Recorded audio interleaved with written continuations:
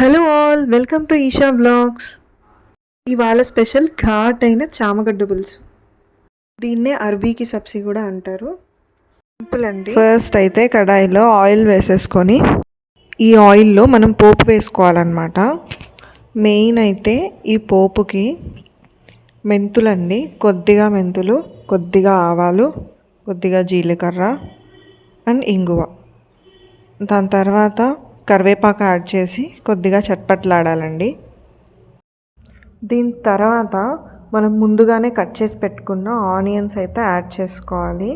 నేను ఇలా పొడుగ్గా కట్ చేస్తున్నానండి. పులుసులోకి ఇలా పొడుగ్గా అయితే చాలా బాగుంటుంది. ఇవి కొద్దిగా ట్రాన్స్పరెంట్ అయితే సరిపోతుంది. తర్వాత నేను ఇందులోకి కొద్దిగా అల్లం వెల్లుల్లి పేస్ట్ అయితే వేస్తున్నాను. దీనివల్ల కూర చాలా ఫ్లేవర్ఫుల్గా వస్తుంది. ట్రై చేసి చూడండి. ఎక్కువ అవసరం లేదు, ఒక హాఫ్ టేబుల్ స్పూన్ వేస్తే సరిపోతుంది. అది పచ్చివాసన వెళ్ళాక నేను టమాటోస్ యాడ్ చేస్తున్నాను. సన్నగా కట్ చేసిన టమాటోస్ యాడ్ చేసి కొద్దిగా ఫ్రై చేసుకోవాలి. అండ్ ఇందులోనే కొద్దిగా పసుపు వేసుకొని మనం కలిపేసుకొని మూత పెట్టి ఉడికించేసుకోవాలి. ఇది ఉడికేలోపు మనం ముందుగానే చామగడ్డని 3 విజిల్స్ పెట్టి ఉడకబెట్టుకోవాలండి, ఉప్పు వేసి. ఇప్పుడు నేను దాన్ని పీల్ చేసి కట్ చేసుకుంటున్నాను. ఇది ఫ్రై అయ్యేలోపు ఇందులోకి కొద్దిగా ఉప్పు, కొద్దిగా కారం అండ్ కొద్దిగా ధనియాల పొడి కూడా వేసుకోవాలండి. ధనియాల పొడి వల్ల పులుసు అయితే చాలా ఫ్లేవర్ వస్తుంది. కొద్దిగా యాడ్ చేస్తే సరిపోతుంది.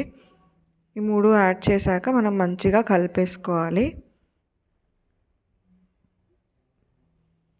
ఇందులోకి నేను ముందుగా కట్ చేసి పెట్టుకున్న చామగడ్డలు అయితే వేసేస్తున్నాను. ఇది ముందుగా వేస్తే ముక్కకి మంచిగా మనకి కారం ఉప్పు పడుతుందండి, అందువల్ల ముందే వేస్తున్నాను. దాని తర్వాత ఒక 2 మినిట్స్ ఇది మగ్గించుకొని మనం ముందుగా నానబెట్టుకున్న చింతపండు రసం వేసుకోవాలండి. చూడండి, నేను ముందుగానే ఒక 15 మినిట్స్ ముందు నానబెట్టుకున్నాను. దాన్ని అయితే రసం వేసేస్తున్నాను.